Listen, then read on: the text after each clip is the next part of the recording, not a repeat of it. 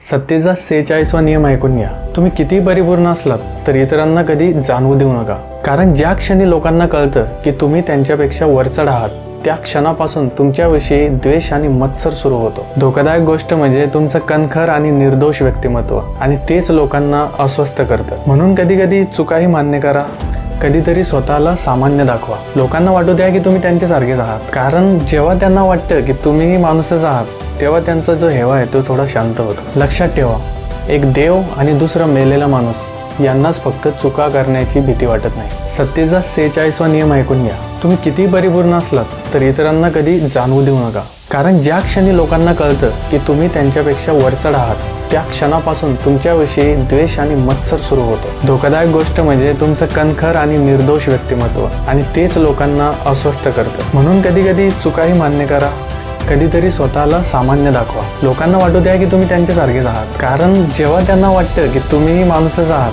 तेव्हा त्यांचा जो हेवा आहे तो थोडा शांत होतो. लक्षात ठेवा, एक देव आणि दुसरा मेलेला माणूस यांनाच फक्त चुका करण्याची भीती वाटत नाही.